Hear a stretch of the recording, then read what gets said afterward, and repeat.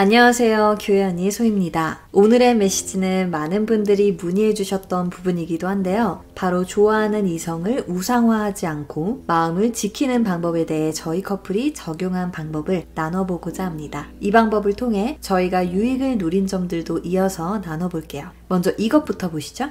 제가 영상에서도 브라이드 스쿨에서도 늘 말씀드리는 Marriage Triangle입니다. 하나님이 중심에 계시고 두 사람은 그 하나님을 바라보고 있어요. 즉 두 사람이 하나님을 함께 바라보는 방향이 바람직한 이성교제입니다. 그러나 여러분의 교제에 하나님이 중심에 계시지 않는다면 하나님이 계획하신 결혼의 오리지널 디자인을 추구하고 계신 게 아니겠죠. 이처럼 이 Marriage Triangle은 여러분의 교제가 죄로 향하고 있는지 아닌지를 분별할 수 있게 해주는 좋은 지표입니다. 구체적인 예시는 멀리 갈 것 없이 저희 커플의 예시를 들어볼게요. 저희 커플은 잠시 헤어졌던 2개월의 시간을 제외하고 만으로 2년 2개월 반 정도 교제한 뒤 결혼을 했는데요. 그 교제 기간 중 정확히 만 2년 동안은 사랑한다는 말을 하지 않았습니다. 바로 마음을 지키기 위해서였어요. 하나님보다 서로가 우상이 되지 않기를 바라는 마음에서 교제 초반에 저희 남편이 먼저 제안했습니다. 물론 저희 남편은 제가 기도한 대로 착실하게 결혼의 성경적 원리에 대해 배운 뒤였기 때문에 이 구도의 중요성에 대해 잘 알고 있었고 저도 당연히 쌍수를 들고 환영했답니다. 그래서 저희 커플이 교제 중에 마음을 지키기 위해 사용한 방법 그 첫 번째 소개해드릴게요. 바로 필요한 연락만 한다는 것이었습니다. 저희 남편은 지금도 필요한 연락만 하는 편이에요. 스마트 기기들 자체를 별로 좋아하지 않아요. 교제를 시작했을 때에도 바로 이야기를 했던 부분이었고 저희는 주로 만나는 약속 외에는 사담을 하지 않았습니다. 중요한 관계는 그렇게 문자로만 소통하지 않고 직접 만나 시간을 함께 보내기 때문에 저희 관계도 중요한 관계잖아요. 그래서 저희 둘 모두 동의했습니다. 이성교제를 시작하면 온통 내내 그 사람이 생각날 수 있지만 저희는 그럼에도 불구하고 그런 감정에 휩쓸리지 않고 하나님께서 맡겨주신 우선순위에 집중을 하고 남는 시간에 서로를 만나 함께 즐거운 시간을 보내면서 말씀도 함께 읽고 듣고 나누고 기도하는 시간을 보냈습니다. 두 번째, 언제든지 헤어질 수 있다고 생각하고 무슨 일이 있더라도 결혼 전까지는 마음을 지킨다고 약속했어요. 물론 저희 두 사람은 만남에서부터 범상치 않아서 하나님이 주신 사람이 맞는 것 같다는 생각은 늘 하고 있었고 그래서 교제를 시작했지만 언제든지 헤어질 수 있다는 생각을 갖고 만났습니다. 소위 감성에서 늘 말씀드리듯이 이성교제 때에는 웬만해선 헤어질 이유를 찾으시고 빠르게 헤어지시고 일단 결혼하면 혼인관계를 지키시라고 말씀드립니다. 그로 인해서 하나님이 조명해 주시는 사람을 만나 교제를 하게 됐다고 해도 사람들이 연약하면 하나님의 뜻을 얼마든지 떠나 광야의 삶을 살 수 있습니다. 몸은 교회에 있다고 할지라도 말이죠.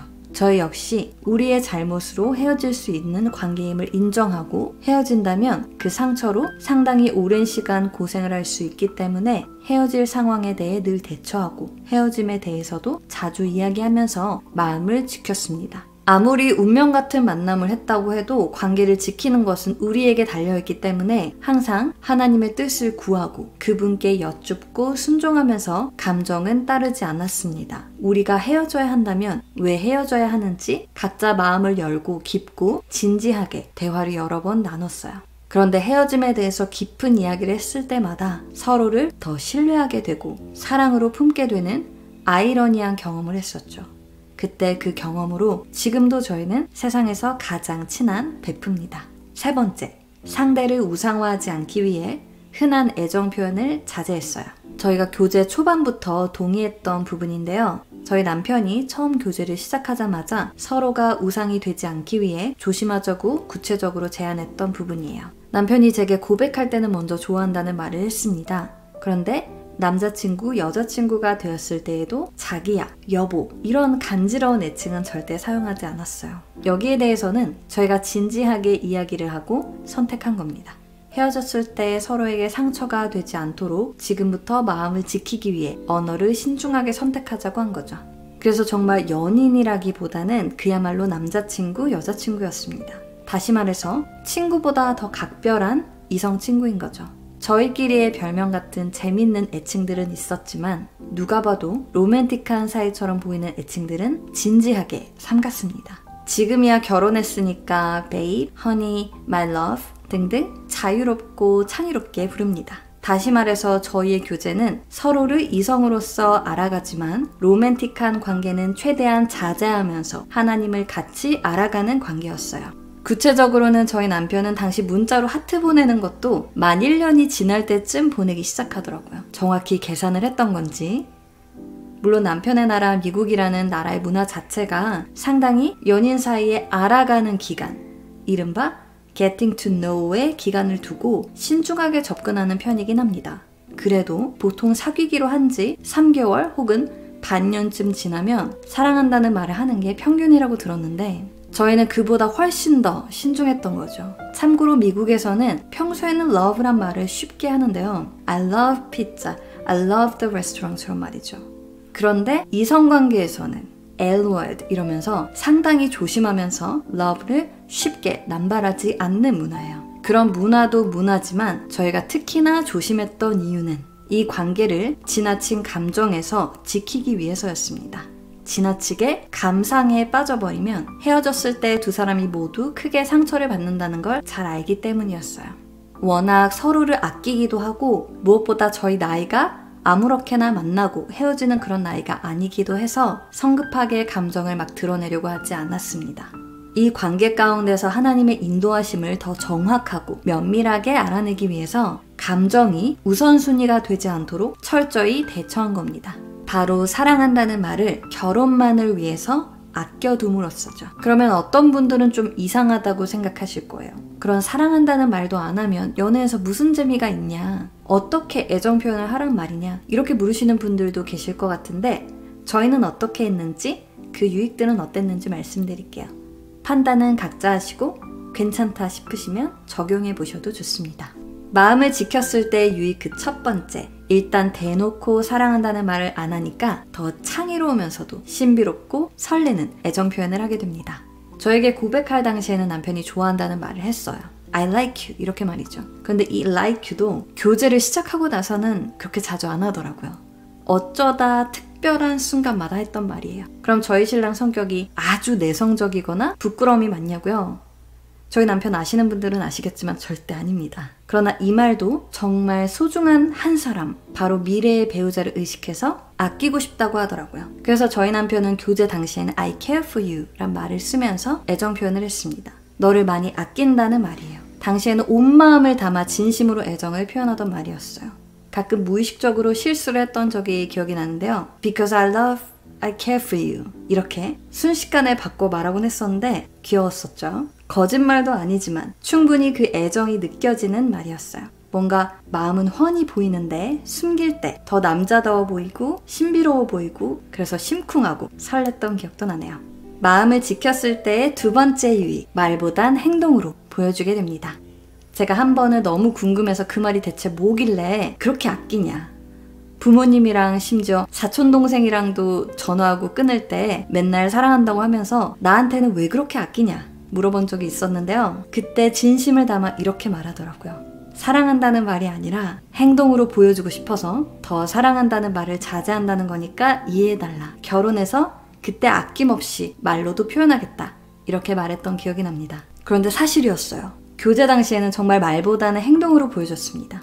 아침 저녁으로 항상 함께 기도하고 잘못했을 땐 바로 하나님의 말씀에 순종해서 사과하고 시간이 날 때마다 보러 오고 어디를 갈 때 누구와 어디서 만나는지 어떤 동선으로 움직였는지 투명하게 이야기하고 당연히 다른 이성들은 만나지도 연락에 답도 하지 않는 등 철저하게 보여주더라고요. 그래서 더더욱 말과 행동이 일치하는 이런 사람이라면 믿을 수 있겠다 싶었어요. 또 제가 감정을 따르기보단 신중한 판단을 할 줄 아는 사람을 좋아합니다. 물론 완벽하지는 않지만 항상 하나님 말씀에 순종하려 하고 심지어 2년 동안 일관된 모습을 보여줬기 때문에 정말 이런 사람이라면 결혼해서 함께 하나님 나라를 이뤄갈 수 있겠다 싶었죠. 그래서 지금 결혼한 다음에 사랑한다는 말, 간질간질한 말, 애정 표현 많이 하냐고요? 네, 정말 폭포수처럼 많이 하네요. 그토록 사랑한다는 말을 아끼던 사람이 맞나 싶을 정도로 말이죠. 그런데 매번 들을 때마다 안 질리냐고요? 아니요. 늘 진심이 느껴지고 사랑스러워요. 이 사람이 그동안 일관적으로 보여줬던 행동에서 그 진심을 이미 느꼈기 때문에 그 말도 진심이란 걸 믿어 의심치 않습니다. 마음을 지켰을 때의 세 번째 유익.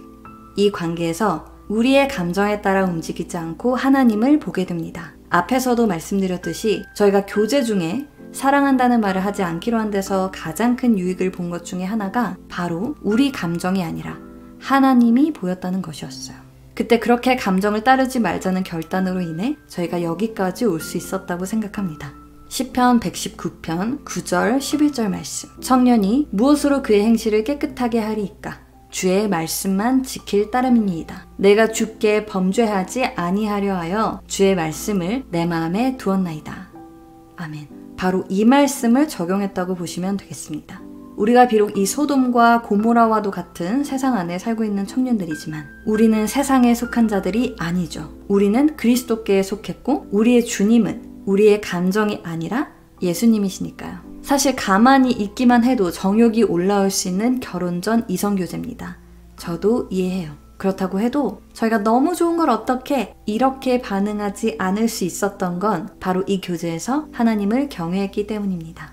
심지어 저희 인생의 굴곡과 두 사람의 각자 인생에서 하나님의 뜻을 발견하기 위해 국경을 초월한 장거리 연애 중이었을 때에도 그로 인해 잠시 헤어짐을 경험했을 때에도 저희는 감정이 아니라 눈앞에 주어진 사명, 하나님의 부르심에 순종했습니다. 당시 저는 하나님이 부르신 해외 선교지에서 남편은 하나님이 부르신 새로운 직장과 터전에서 적응하고 있었어요. 그러나 하나님께서는 결국 저희 두 사람의 마음과 발걸음을 인도하셔서 다시 만나게 하셨고 저희가 만난 지 정확히 만 2년이 되던 기념일에 이제는 사랑한다는 말을 하기로 결단하고 그때부터 미래를 약속하고 결혼으로 이어졌습니다. 고린도전서 10장 23절 말씀. 모든 것이 가하나 모든 것이 유익한 것은 아니요 모든 것이 가하나 모든 것이 덕을 세우는 것은 아니니. 아멘. 이 말씀처럼 물론 그리스도 안에서 자유를 얻은 자들로서 우리가 모든 것을 해도 되지만 모든 것이 덕을 세우는 것이 아니죠.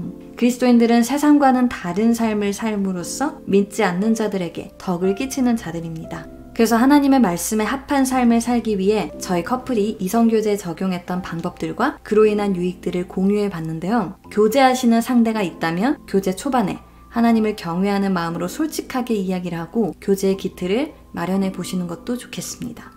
마지막으로 교제 당시에 저희가 함께 암송했었던 말씀을 나누면서 마치도록 하겠습니다. 빌립보서 4장 8절 말씀. 끝으로 형제들아 무엇에든지 참되며 무엇에든지 경건하며 무엇에든지 오르며 무엇에든지 정결하며 무엇에든지 사랑받을 만하며 무엇에든지 칭찬받을 만하며 무슨 덕이 있든지 무슨 기림이 있든지 이것들을 생각하라. 아멘. 바로 이런 것들을 24시간 생각하고 사시면 마음을 지킬 수 있습니다. 즉 하나님의 말씀, 진리를 마음에 품으시고 경건하고 솔직하고 정의롭고 정결하고 사랑스럽고 오랫도록 좋은 기록, 추억에 남을 수 있도록 하고 덕이 있고 칭찬받을 만한 것들로만 가득 채우는 이성교제를 하시기 바랍니다. 소희감성은 여러분의 성경적인 이성교제를 응원합니다. 감사합니다.